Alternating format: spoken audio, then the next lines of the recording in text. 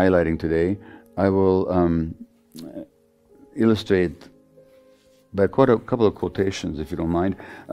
This book, Educated, by Tara Westover, and it's about the life trajectory of a young girl who becomes a woman in a fundamentalist, rather traumatized and traumatic, isolated mountain family, and her coming into herself. And her father is very domineering, believes that the end of the world is always coming, one of these fundamentalist days of awakening kind of believers, who's terribly disappointed when the year 2000 turned and the world didn't blow up in flames. And Tara has a hard time developing her own point of view in the face of her father's dominant fundamentalist fanaticism and also domineering personality. And at one point, still as a teenager, she imagines herself as a woman who's actually separating from the father. So there's this imaginary creature in the scene. So I'll read you what she says here. I tried to imagine what future such a woman might claim for herself. I tried to conjure other scenes in which she and her father were of two minds, when she ignored his counsel and kept her own. But my father had taught me that there are no two reasonable opinions to be had on any subject. There's truth and there are lies. I knelt on the carpet, listening to my father, but studying this stranger, this woman that she's to become, and felt suspended between them, drawn to each, repelled by both. I understood that no future could possibly hold them. No identity could tolerate him and her. I would remain a child in perpetuity, always, or I would lose him. And what she's describing here is a concept that I call the tragic tension between authenticity and attachment.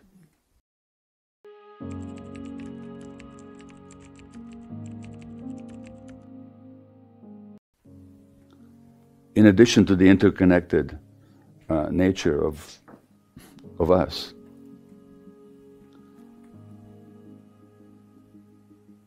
closely related is this issue of, can we be interrelated and connected and still remain our genuine selves, which in this society is a major theme.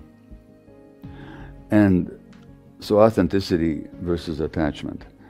Now what attachment is the drive to be close to another body. So gravity is an attachment drive. It pulls two bodies together. It not only pulls the earth, it not only pulls me towards the earth, but actually I have a gravitational force that pulls the earth towards me as well. Not that there's any correlation in the force, comparative force, but there is this gravitational force pulling two bodies together. The same thing exists necessarily in human life and in human psychological and emotional life. So we are drawn to attach to another body or other bodies for the sake of being taken care of, or for the sake of taking care of the other, or to reproduce, or to even live. But primarily it's about caretaking, because the human infant at birth is the most helpless, most dependent, and least mature creature of all mammals. So we have this deep attachment need. But we also have a need for authenticity. And by authenticity, I don't mean any sort of fancy new age concept. I'm talking about our capacity to be ourselves. Like Tara is struggling to be herself here, with her own concepts, her own interpretations, her own sense of herself.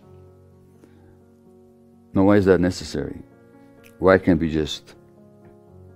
The psychologists used to think that human infants are just what is called a tabula rasa, an empty slate.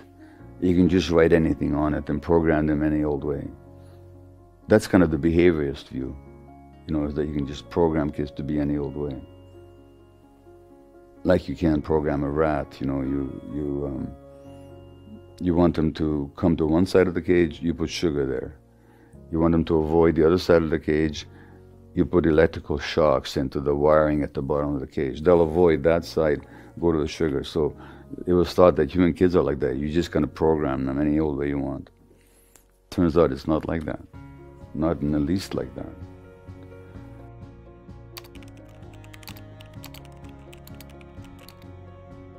So that our authentic self is no fancy concept. In fact, it's essential for survival. Because again, if you go back to how we evolved, which is out there in nature, just how long do you survive if you're not in touch with your feelings? If you're not in touch with your gut feelings specifically? Okay, so we have this need to be attached, for sure. And then we have this need to be authentic, to be ourselves. What happens when the two needs collide? What happens when Tara faces a situation that if I want to be myself, I'll lose my father? Alternately, if I want to be with my father, I have to lose myself. Now, she, to her credit, posed this question to herself when she was a teenager, around 16 years of age. But it's not a question she could even have contemplated at age 1 or 2, when the dependence is absolute and the helplessness is complete. So that when children are confronted with this dilemma that I can have my own feelings and my own reactions, but if I do, I will not be accepted. There's no contest. The authenticity gets sacrificed every time. So the surrender of authenticity is actually a brilliant adaptation on the part of the organism. Because something in the organism knows that if I stay authentic, if I keep being angry, for example, I won't be accepted. If I'm not accepted, if I'm not attached to, I can't survive. So let's give up the authenticity.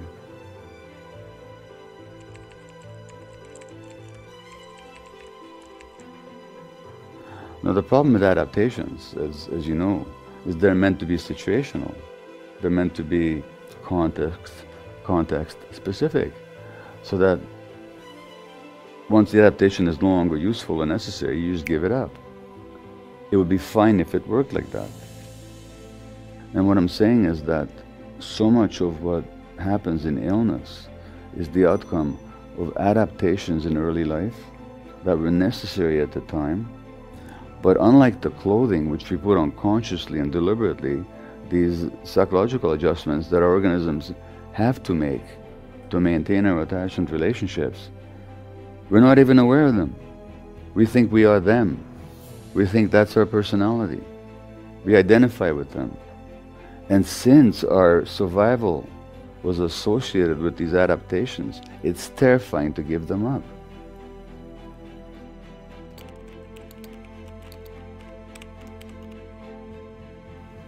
Even in adulthood, if we're at all even conscious of them. But these same adaptations that help to save our lives in one setting now threaten our integrity or our physical, psychological health as adults. It's that tension between authenticity and attachment that shows up so often in illness. And I find over and over again that when an illness comes along, if people are willing to be curious about it, if they're willing to look at that illness not just as a piece of bad luck, some random misfortune, but as manifesting something about their lives, they actually learn a lot about themselves. And I've known many people who've really regained authenticity because they've been through an illness. No, not for a moment do I recommend that way of learning. In fact, much of, not just my teaching, but the teaching of any of us in a trauma world is to help people gain authenticity before some terrible thing happens to them.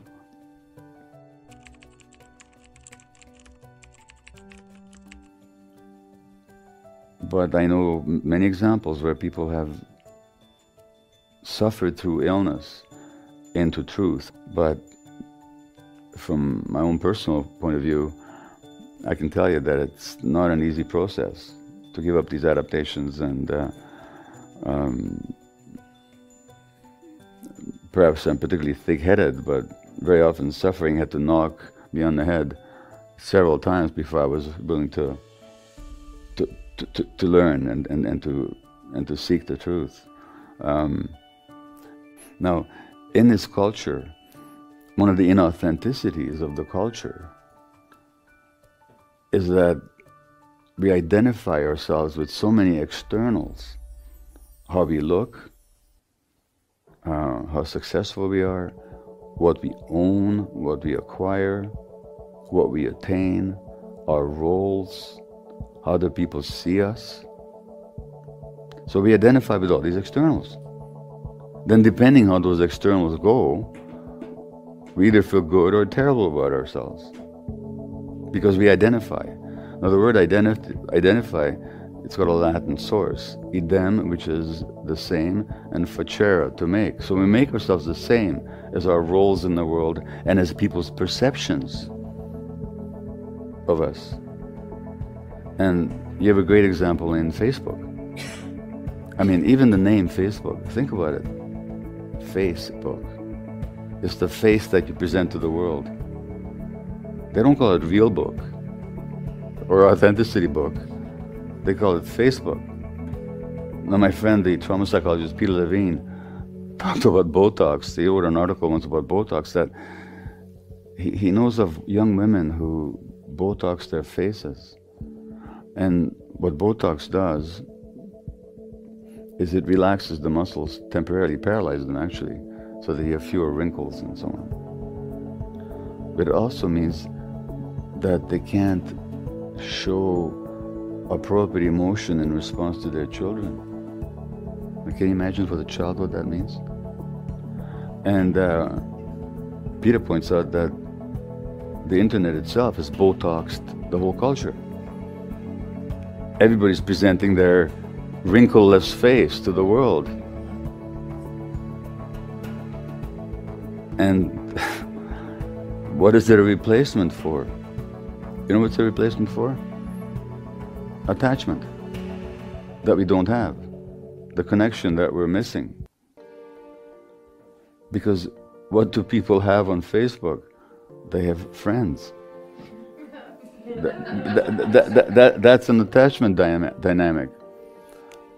What do people do on Facebook? They like each other, which is an attachment dynamic. But it's completely inauthentic, because what people like and why they befriend us is what we present to them. They don't know our true nature. We don't even know our true nature. We're just desperate to present the brightest face to the world. Thomas Merton, the Catholic monk and spiritual teacher, wrote in his biography, Seven Story Mountain, what a strange existence it is to live only in other people's imaginations. And this was multiple decades before Facebook. So the inauthenticity is deep in our culture. And not only is it deep, it's rewarded. It's rewarded. And you can see that in the comet-like demise of so many of our celebrities who could not have attained higher states of adulation and public worship. Then they flame out tragically, because what the public worship wasn't the real person. They didn't even know the real person. And the real person was suffering from the inauthenticity deep inside. So they die a miserable death like an Elvis or a Marilyn at the height of fame.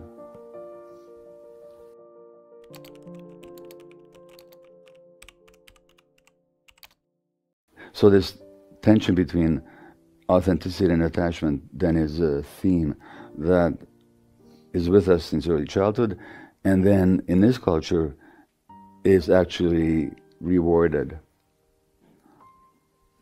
these realities that are huge and encompass our lives, where we're too close to them to see them, just like the fish don't experience the water as water.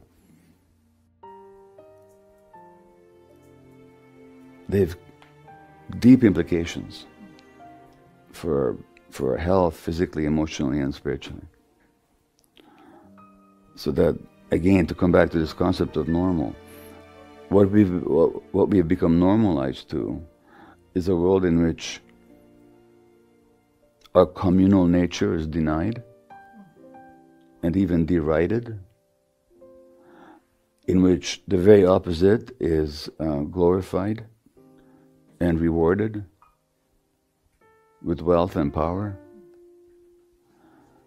and in which the tension between inauthenticity and attachment is not even recognized, and so that people are always induced to go for the attachment, to be part of the group, to think as the group, to look like the group, to dress like the group, to vote the same politics, to think the same thoughts, never to have an independent thought of their own. And then, no wonder that so many of us get to midlife and we start wondering, well, who the heck am I anyway? And whose life am I leading? Which again is not a modern thought, because Dante, who wrote in the late 13th century, I think, in his Inferno, in his Divine Comedy, and these are all states of spiritual blindness or realization, is what they're really all about. They're not about some apocalyptic vision of hell and heaven. They're about the human state of realization. And it begins with the Inferno. And its first line is, midway through life, I lost the path. And I don't know how I ended up in this dark forest. And then he has to get back to his true nature. Where does he have to go first? He has to go down into hell. He has to deal with all the trauma and all the inauthenticity. And only when he's done that, he can move to purgatory, where he's purged. Purgatory, in his sense, is not a bad place. It's a place where there's suffering, but there's suffering into truth. And only then can he ascend to the spiritual realization of paradise. So in a desperate attempt to learn something, but have a great collection of quotes, something that speaks to the sense of authenticity versus attachment. And he writes, do not allow yourself to be confused in your aloneness by something within you that wishes to be released from it. This very wish, if you will calmly and deliberately use it as a tool, will help to expand your solitude into the far distant realms. So explore your aloneness. Don't reject it. People have, he says, with the help of so many conventions, resolved everything the easy way, on the easiest side of the easy. But it is clear that we must embrace struggle. Every living thing conforms to it. Everything in nature grows and struggles in its own way, establishing its own identity, insisting on it at all costs, against all resistance. In other words, he's saying it's our nature to be authentic. But we have to struggle to be authentic in this world.